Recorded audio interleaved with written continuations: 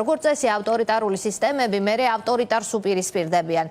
ამის რისკი და ძალაუფლება აქვს შინაგან საქმეთა სამინისტროს მაღალ ჩინოსნებს, ახლა რომ პოლიტიკურ ხელმძღვანელობასთან დაპირისპირებაში იმყოფებმა. თუ ეს მაინც ვერტიკალია ივანიშვილის ქვეშ? არა, ეს არის ერთი ვერტიკალი, ამისი რესურსი მან არ გააჩნია, თუმცა დაპირისპირება არა, რამდენადაც ძალიან დიდი უკმაყოფილება არის ზოგადად სისტემაში, ვინაიდან მერწმუნეთ სისტემაში ძალიან ბევრი კეთილსინდისიერი და ღირსეული პოლიციელი მუშაობს, როგორც მამაკაცების, ისე ქალბატონების სახით და რო არა ის ადამიანები, ეს სისტემა შეიძლება ფაქტურად დღეს აღარც ყოფილიყოს, მაგრამ ამ ადამიანებს აქვთ ბუნებრივია პროტესტი, იმიტომ რომ ისინი კეთილსინდისიერად ასრულებენ თავის დაკისრებულ მოვალეობას და კონკრეტული პირების, კონკრეტული ვიგინდარების გამო ისინი წხვდებიან იმ წნეხის და იმ ასე ვთქვათ ტალახის ქვეშ, რომელსაც ის არ იმსახურებენ და ბუნებრივად უჩნდებათ ეს პროტესტი, რა თქმა უნდა, და ეს იქცის შინაგან საქმეთა სამინისტროს ხელმძღვანელობა. ეხლა ეს როტაციებიც ამას გულისხმობს, რომ რაღაცა ფორმით მათი გულის მოგება შეძლონ. აბა თუ შეცვლა უნდათ პირობითად დასანქცირებული ადამიანების ერთით ეხლა პირობითად ვიძახ ეხლა ვაჟა იქნება თუ თემური კუპატაძე იქნება საპატრულოში იქნება ის ქალაქ თბილისში დაცვის პოლიციაში თუ სამცხე-ჯავახეთში თუ გურიაში არსებითი მნიშვნელობა ხო არ აქვს ანუ ეს არის უბრალოდ ეგრეთ წოდებული კარუსელი რომლითაც ასე ვთქვათ პირად შემადგენლობას გაარიდეს ეს ადამიანები დროებით რაღაცა ეს უკმაყოფილება რომ ასე ვთქვათ ჩააწყრონ. საერთო სურათში, საერთო სპექტრში, სამინისტროში არაფერი არ შეიძლება არანაირად. მინდა რამდენიმე თემა მოვასწრო თქვენთან საუბარი ამ თემაზე, მათ შორის კოტე იოსელიანზე გატაცება კოტე იოსელიანის თავდასხმა მასზე მუქარაშვილებით ის ამბობს რომ სუსის შენობაში იმყოფებოდა დიდი ვარაუდით. ეს მას შემდეგ მოხდა რაც ბატონი გეკა გელაძე მოგვევლინა ეგრეთ წოდებულ შინაგან საქმეთა ამინისტრად. ეს მისი სპეცოპერაცია შეიძლება იყოს? არა მგონია. შინაგან საქმეთა სამინისტროს მე არ მგონია რომ კოტე იოსელიანის გატაცებასთან რაიმე შეხებულობა ქონდეს. ეს არის პირდაპირ სახელმწიფო უსაფრთხოების სამსახურის მიერ დაგეგმილი ოპერაცია, იმიტომ რომ გატაცება, გაყვანა ეს არის სუსი ცალსახად. ეს არის ცალსახად სახელმწიფო უსაფრთხოების სამსახური. მსგავს ასე ვთქვათ ქმედებებს სახელმწიფო უსაფრთხოების სამსახური ახორციელებს. შინაგან საქმეთა სამინისტრო მაგას ვერ გარისკავს, ვერ გააკეთებს, იმიტომ რომ რამე ასე ვთქვათ გაუსყდეს სამართლებრივად წყალებში ვერ გააправებს და სახელმწიფო უსაფრთხოების სამსახურს შეუძლია ეს რაღაცა გრიფირებული ასე ვთქვათ საერთოდ დახურულად ან ამასაც არ აღიარებენ, ანუ არ ამგონია რომ თქვას რომ სახელმწიფო უსაფრთხოების სამსახური ჩემი გაკეთებული არის. არ გამორიცხოთ რომ გამოვიდეს სახელმწიფო უსაფრთხოების სამსახური თქვას რომ რაც კოტე იოსელიანმა მოყვა ყველაფერი არის მისი სიზმრები და ბოდოა. კი ეს უკვე თქვა ქართული ოცნების ლიდერებმა ეს მათი ხელწერა არის, ანუ ყველა ადამიანი რომელიც მათ ამხელს ისევე როგორც ამხილა ნებისმიერმა ადამიანმა, ხო, ანუ დაწყებული, რავი ბოლო პერიოდებში ვინც იყო ჩიკვაიძე ამხილებდა, ბაჩიაშვილი ამხილებდა, ორივე დააკავეს. ანუ ყველა ვინც მათ ამხელს ეუბნებია რომ ეს ყველაფერი არის ბოდვა. მაშინ მტკიცებულებები წარმოადგინონ, რომ ეს ყველაფერი არ არის ბოდვა და მტკიცებულებები დაუდონ საზოგადოებას აჩვენონ, რომ ეს ადამიანები ნამდვილად დამნაშავეები არიან. ერთის მხრივ ან მეორეს მხრივ ეს ადამიანები იტყუებიან და გაბათებენ. თქვენ როგორ ფიქრობთ რო ქონდეთ მათ რაიმე მტკიცებულებები არ წარმოადგენდნენ, წარმოადგენენ. უბრალოდ ფიზიკურად არ არსებობს მსგავსი რამე, ამიტომ მარტივი არის ადამიანს დააბრალო ის რომ ეს ყველაფერი არის მისი ფანტაზიის ნაყოფი. სახელმწიფო უსაფრთხოების სამსახური როგორც ჩანს ფლაგმანია პოლიტიკური დავალებების. დღეს იქ ანდრიო ხანაშვილი მივიდა, ვიცით, ლილუაშვილის შემდგომ და ჩვენ არა მარტო ეს ფაქტი, არამედ ნახეთ ბაჩიაშვილის იძულებით ჩამოყვანა აირზენას ბორტით საქართველოში. აქ მინდა ვიკითხო, მე ბაჩიაშვილმა მოყვა რომ ამ ბორტზე თავად ანდრიო ხანაშვილი იმყოფებოდა. და ის მისი ჩამოყვანის დროს მე ოცნებას მოუხდა რაღაც გამოსავლის მოძებნა კომენტარებში და ფილმის გმირში ადარეს ანდრიო ხანაშვილი წარმატებული სუსის სპეცოპერაცია და სუსი გვეუბნებოდა საზღვრის მიმდებარედ დავაკავეთ ბაჩიაშვილი. აი ეს რა ოპერაციაა თქვენთვის? ეს ნიშნავს რომ ივანიშვილის პირადი ინტერესისთვის ყველა სახელმწიფო უწყება გააკეთებს ყველაფერს. პირველი სახელმწიფოს კარგად აღნიშნეთ. სახელმწიფო უსაფრთხოების სამსახური ეს არის ნამდვილად ქართული ოცნების ფლაგმანი და დღეს ქართული ოცნება დგას სახელმწიფო უსაფრთხოების სამსახურზე. დაწყებული არჩევნების გაყალბებიდან დასრულებული, აი თუნდაც კოტე იოსელიანის მსგავსი თემების შემსრულებლებამდე. მათ შორის გიორგი ბაჩიაშვილის ჩამოყვანაც. აბა გიორგი ბაჩიაშვილი თავისინებით მწვანე ზონაში რო არ აღმოჩნდებოდა და იქ რო ვინმე არ შეამჩნევდა და აი ეს ყველაფერი რო არის ბოდვა, ეს სკოლის მოსწავლესაც კი ამას ვერ დააჯერებ. ეს არის ყველანაირი ნორმების დარღვევით ადამიანი დაკავებული, ანუ შესაძლოა დაეკავებინათ პირობითად ბაჩიაშვილი ემაში დუბაიში ჩატარებოდა მას სასამართლოს ხდომა, სასამართლოს ხდომას მიიღო გადაწყვეტილება მისი ექსტრადიციის შესახებ და ასე შემდეგ. ამათმა რა გააკეთეს, ანუ ყველანაირი ნორმების დარღვევით ჩავიდნენ ადამიანი გაიტაცეს, ჩავსვეთ თვითმფრინავს ჩამოიყვანეს. ანუ ეს ერთგვარი მესიჯიც არის დანარჩენი თუნდაც ჩემნაირი ადამიანები. აი, უნდა მეკითხა, თქვენ აღიქვით მესიჯად ეს თქვენი ადგილმდებარეობა მათთვის ალბათ ცნობილია, ხომ? ხვდებით ალბათ სადაც ხართ მათ წარმომადგენლებსაც. რა თქმა უნდა, კი, ანუ ეს ერთგვარი მესიჯია ყველასთვის, ანუ რომ ჩვენ თუ დაგვჭირდება, ყველას მოგწდებით, ყველაფერს გავაკეთებთ. უბრალოდ არ ამგონია ამერიკის შეერთებულ შტატებში ან ევროპის რომელიმე ქვეყანაში მსგავსი რამე იკადრონ და გააკეთონ. ამას ვერც გაბედავენ, უბრალოდ დუბაიში ეს გამოუვიდათ რიგი მიზეზების გამო და რო აღარ დაუბრუნდეთ, ამას ჰქონდა თავისი წინაპირობები პოლოლიკაშვილიდან დაწყებული და რა გარიგებებში შევიდა და ასე შემდეგ. მაგრამ გონია რომ ამ ყველაფერს თავისი ლოგიკური დასასრული აუცილებლად ექნება, იმიტომ რომ ამ დოკუმენტებს, ამ ქმედებებს, ამ გავლილ საკითხებს ბუნებაში ვერ გააქრობენ. ადრე ვთქვი, ანუ ციფრულ სამყაროში ვცხოვრობ. ეს ყველაფერი არქივდება, წარმოუდგენელია ამ ყველაფრის კვალის წაშლა. რაც არ უნდა დოკუმენტები დაწვან, რაც არ უნდა ჩანაწერები გაანადგურონ, მაინც მოიძებნება რაღაცა საშუალებები, რითაც აღდგება ყველა ის დეტალი და საკითხი, რომ შეიკრას სრული სურათი და ყველა ადამიანი აბსოლუტურად თქვენზე ნაწყენი არიან, ბატონო ირაკლი? ხვდებით ალბათ. არ ვიცი, ჩემზე არიან თუ არა, მე რომ მათთვის მოღალატე ვარ, ამას არ ვცელებენ. შინაგან საქმეთა სამინისტროში deep state-ის გადაბირებული ვარ, რაღაც იატაკქვეშეთის წევრი ყოფილი ვარ, შეგზავნილი ყოფილი ვარ მათ შორის. ნუ ადრე გახარიას შეგზავნილის მიწოდნენ, ახლა deep state, ანუ ამიწის სტატუსი.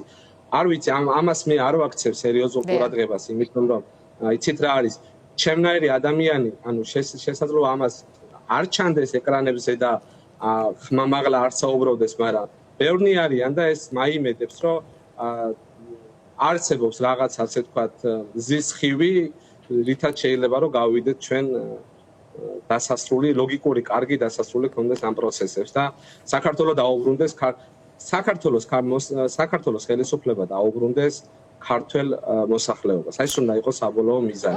ბატონო ირაკლი, ალბათ არის რაღაც რესურსი, რომელიც ამოწურვადია, ალბათ ივანიშვილის რეჟიმისგან აი ეს ფინალი ახლა რაც თქვენ თქვით, ძნელი წარმოსადგენია, ამიტომ მინდა ვიკითხო მეთოდები, რომლებზეც ისინი გადადიან, მიუხედავად იმიტირებული აი ამ კარუსელისა, რასაც თქვენ ასე უწოდეთ, ძალიან ზღუდავენ სივრცეს.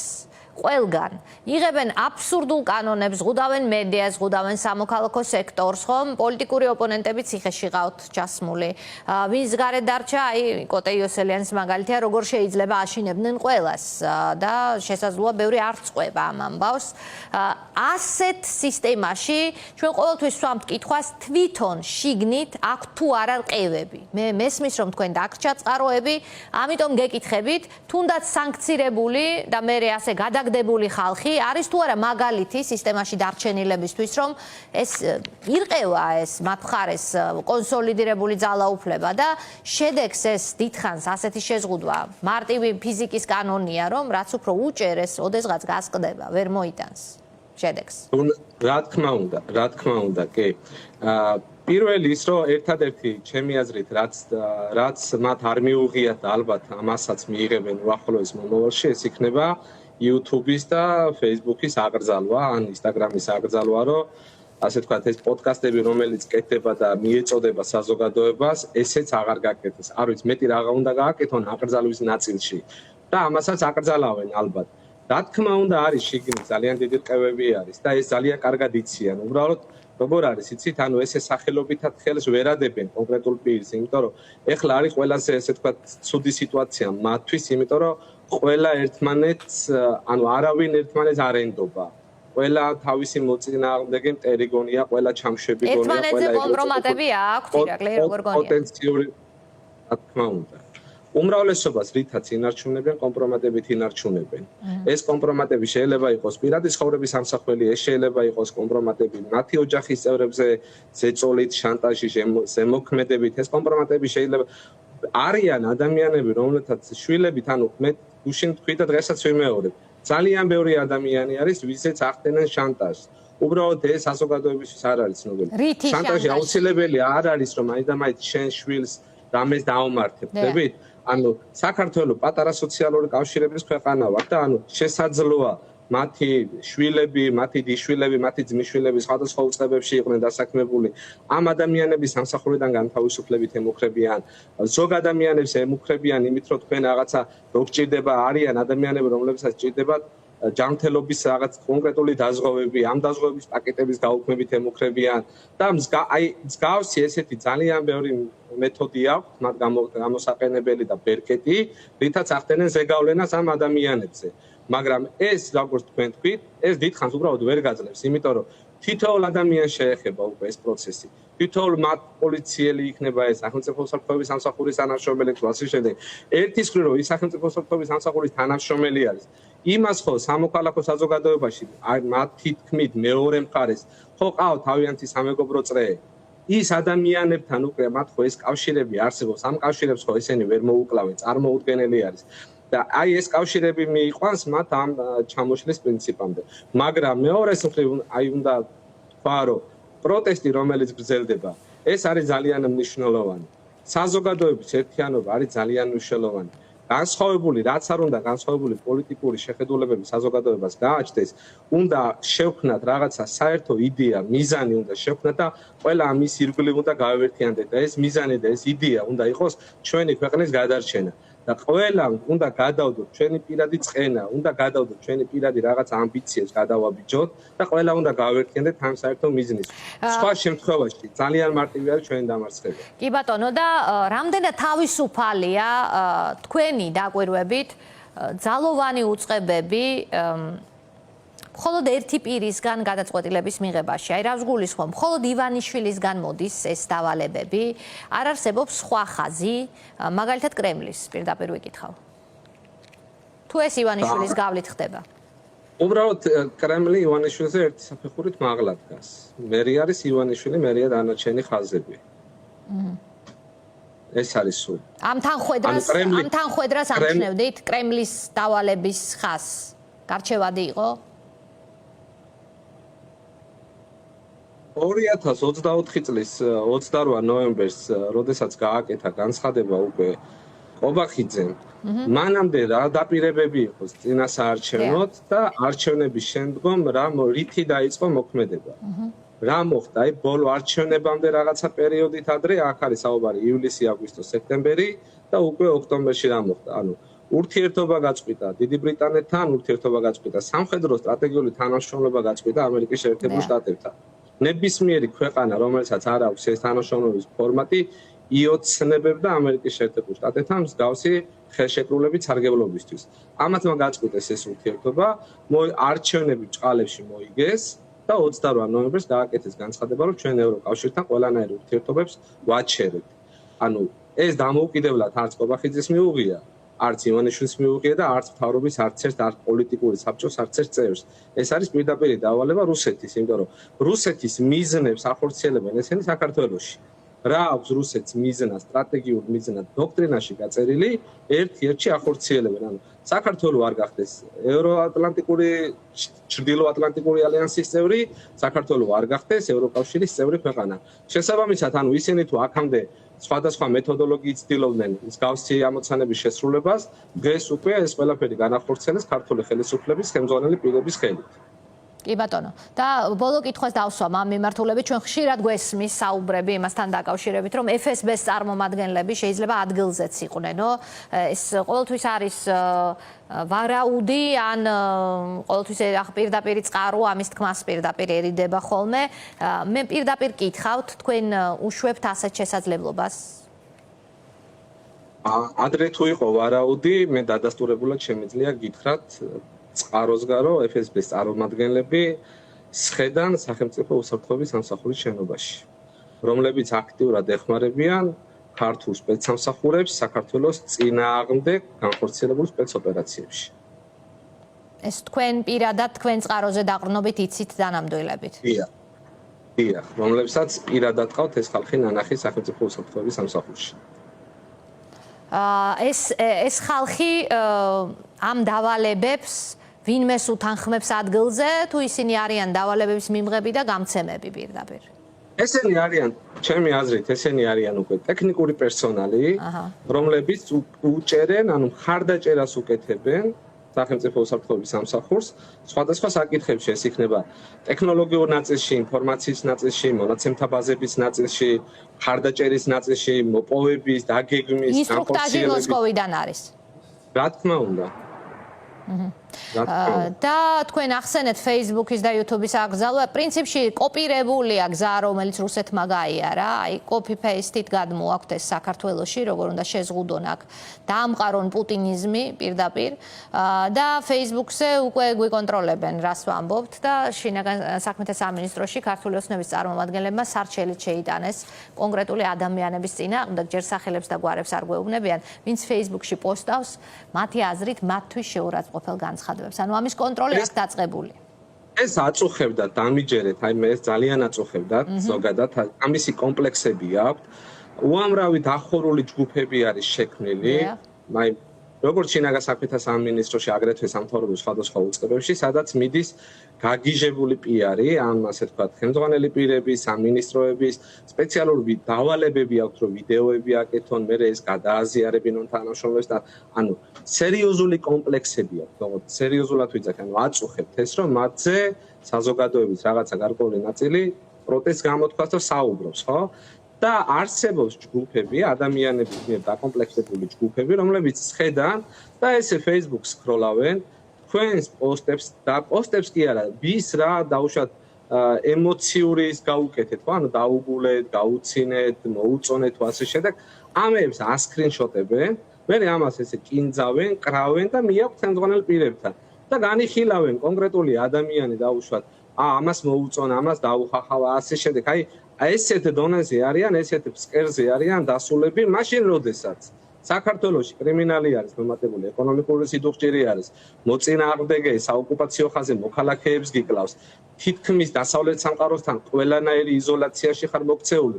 იმის მაგივრად რომ რამეს გეგმავდე რაღაცა მიზანი გაგაჩნდეს, ეს ყველაფერი როგორ მოაგვარო, როგორ გადალახო, რა გააუმჯობესო და ასე შემდეგ, მსგავსი დაბიო საქციელებით არიან დაკავებული და აწუხებთან დარწმუნებული ვარ, ცოტა ხანში მიიღებენ კანონს, როგორც არის მაგალითად მოსკოვში. აკრძალულია ვერც Facebook-ზე შევხარ, ვერც YouTube-ს ვერ გამოიყენებ, ხო? ანუ შესაძლოა იგივე გააკეთონ, იმიტომ რომ ერთადერთი საშუალება დღეს ეხლა აი რომ ხურავენ ტელევიზიებს და პირობითად თავარი არხი ხო დახურეს, გადავიდა თავარი არხი ციფრულ მაუწყებლობაზე YouTube-ის საშუალებით, ხო? ანუ ესეც აწუხებთ მათ, იმიტომ რომ არის საზოგადოება, რომელიც მიყვება მათ და უსმენს და უყურებს და ყურებადი არის მათი გადაცემები. და არ არის გამორიცხული რომ ხალხალზევით ესეც აკრძალვა.